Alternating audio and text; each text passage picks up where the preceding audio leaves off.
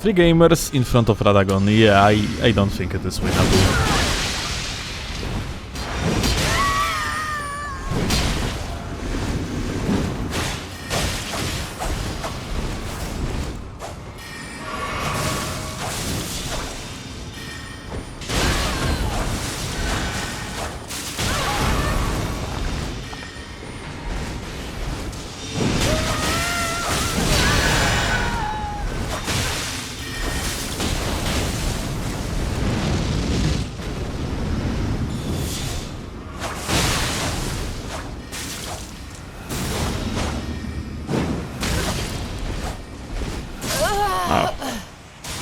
Crazy. Alright, we got cheaters again.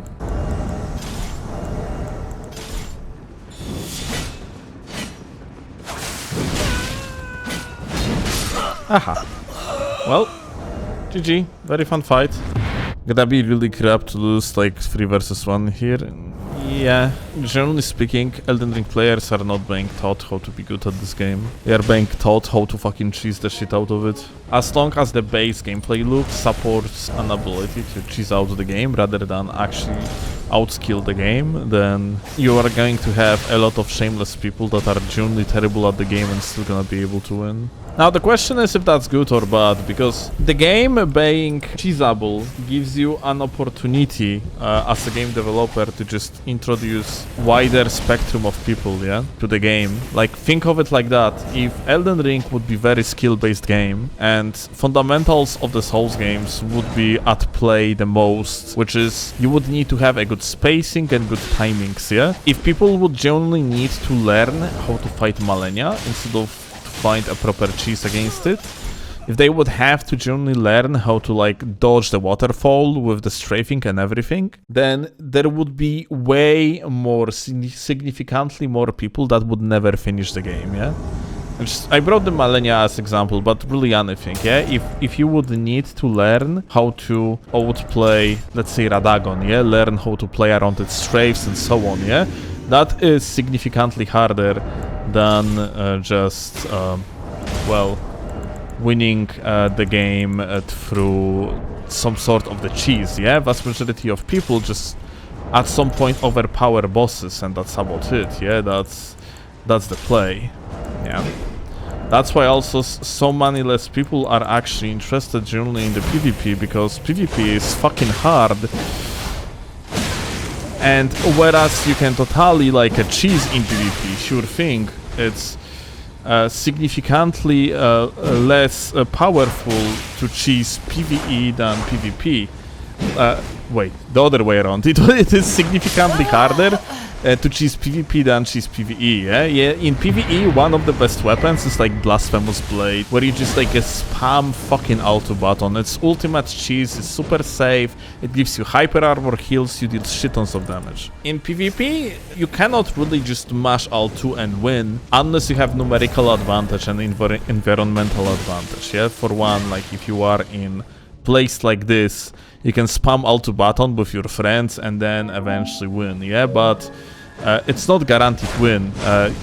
People that knows how to PvP in this game can still outperform you, outplay you, fucking like use RKR gags, hit you once, then roll catch you, you're gonna panic roll and you're gonna get fucked, yeah, even though you shouldn't because you have so many advantages, but you can still lose because you are just that much worse at the game, yeah? The point that I'm actually trying to make here is, hi. Question is if that's really a bad thing. The game is not really like a super skill based.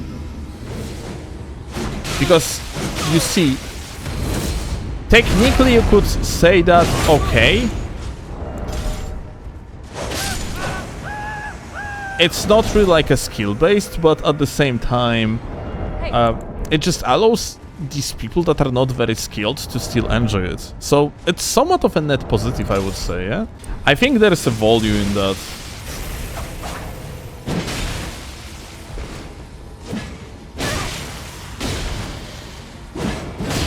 I think there is value in the game, like, being kind of accessible, for the lack of the better word, I guess.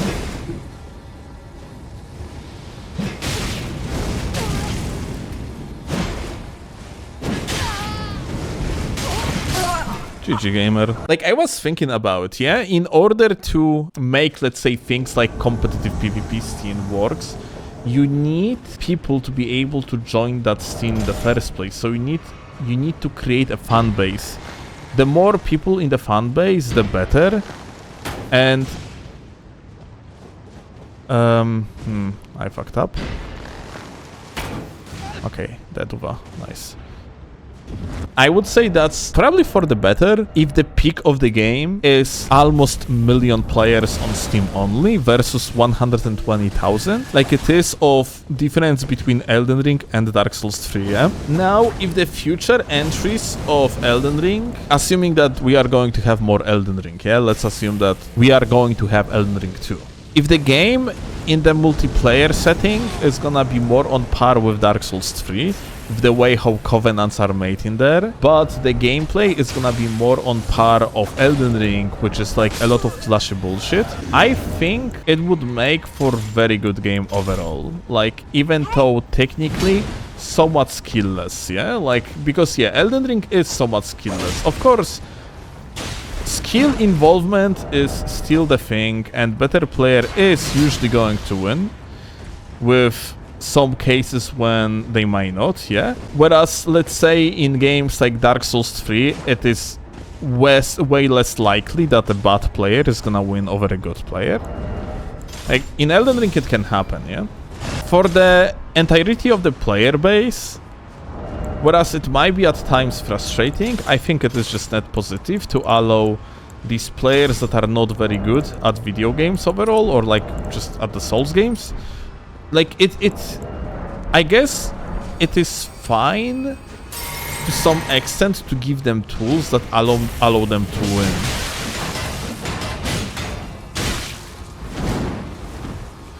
I think there is value in that. There is value in that because, yeah, it's just makes the game more accessible, yeah? A good example of a game that went over the board with gap between skilled player and unskilled player is Dark Souls 2. If you are going to invade some bozo in Dark Souls 2, they are never going to fucking win, yeah? There is no fucking chance that someone in Dark Souls 2, when they are like no experience with PvP whatsoever and just mash buttons, gonna win against someone that is at least semi-decent. In Dark Souls 2, there is too many of different knowledge checks. The stamina consumption is insane, so in Dark Souls 2 you really need to pay attention to your stamina management. And yeah, there is a lot of things related to the netcode that you have to understand in order to be good at the game. And I would say, from the perspective of someone that used to invade in Dark Souls 2, ever since its release back in 2014, Dark Souls 2 is, in my book, the worst game if you want to invade people.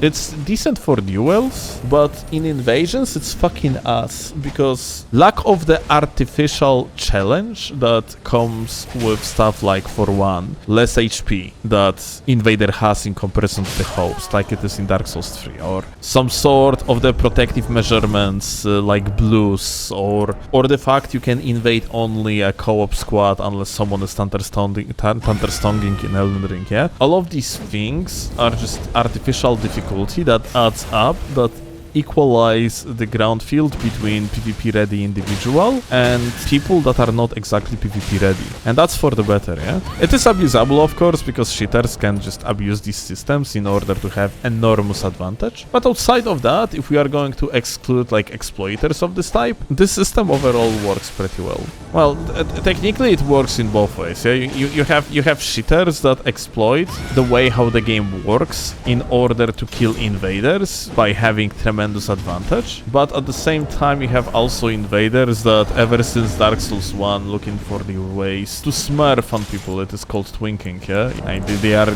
getting themselves endgame loadouts, shitons of Estus flasks and so on, yeah? And then they are invading low levels. We had example like this. I was playing with Klaus on Dark Souls 3, and there was some dude that we made him heal more than 15 times. And Broski actually was too late with that repost, so I got no damage, haha. But yeah, like, Bro healed more than 15 times overall. He used some sick brows, which, you know, like, you kind of have to use cheat engine in order to actually get, yeah.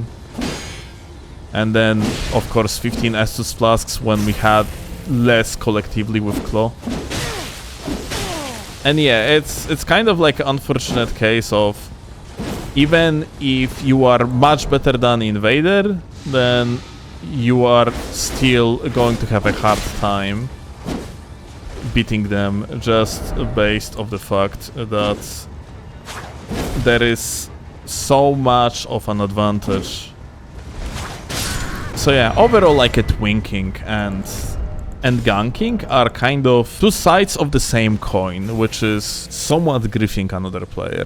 On the other side, Twinking overall, dude, is also quite interesting, because think of it that way. You are playing action RPG, and one of the main aspects of RPGs overall is a build making. Being stronger than your opponents is part of the build making, and one of things how you can actually get stronger than your opponent is by utilizing proper tools against them in particular level bracket, yeah?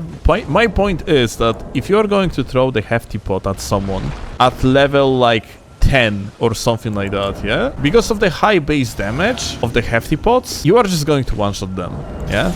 If you are going to throw rot at them, you are going to kill them over time, and they are not gonna be even able to really counter that in a reasonable way, yeah? And you could argue that's a part of the build creation. Like, creating a build in the environment that is advantageous to you. But honestly, I just personally think it's, at least to me, it is extremely fucking boring.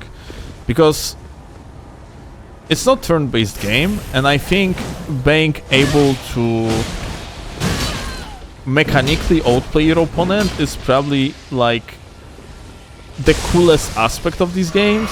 So just making a build in the environment that gives you an advantage, like this is what essentially Twinks are doing, yeah, technically. It's just less fun in my book.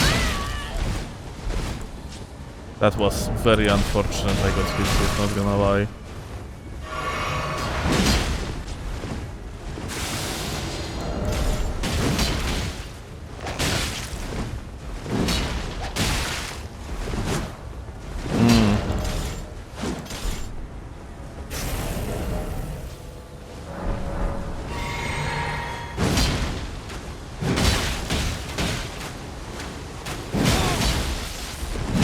Okay, over. Like, for one this, yeah, just like understanding the game, being able to roll catch, outspacing someone, predicting their shit, yeah? Much more fun than just using, let's say, a strong armament, yeah? That would just win the fight for me in my book. I don't know, dude, like, invasions overall, I would say that's why I really don't consider invasions being that good of a display of the skill per se, and I think duels are where it's at. Because invasions as environment is hella fucking broken, dude. Of course, it's impressive when someone is managing in invasions very well, but at the same time, what does it mean to do well in invasions, yeah? Like, you, let's say you have a twinked out guy that just throws the rot pots at people and kills clueless hosts that cannot even heal that rot pot at all, yeah? You are going to have a high win ratio, but individual like that, let's say, is going to face a player that actually is decent at the game in a non-abusable environment.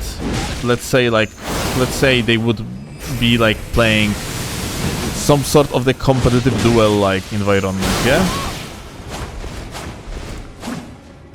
Then I am pretty certain that in such case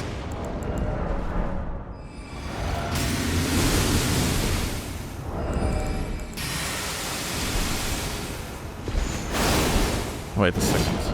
In such case, that individual that has very high win ratio would turn out to be absolutely terrible at the game, yeah?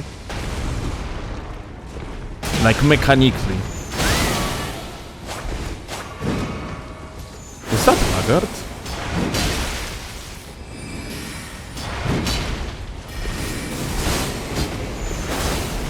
Ah, interesting.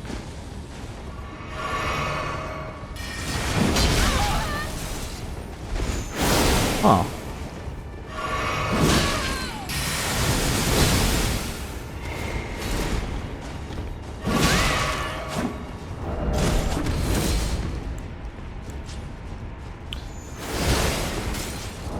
For example here, yeah? Generally this one individual, yeah, like, kind of makes it so that it is hard for me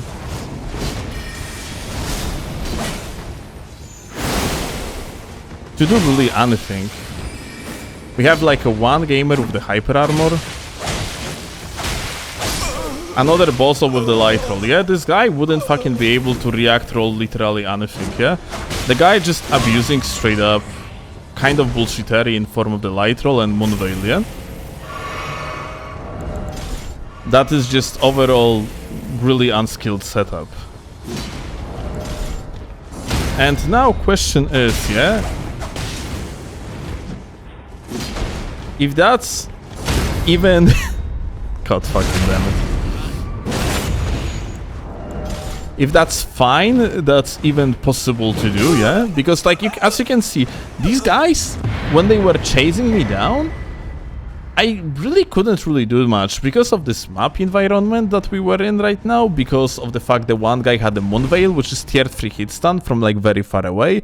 They had Light Roll. This guy had, like, Hyper Armor.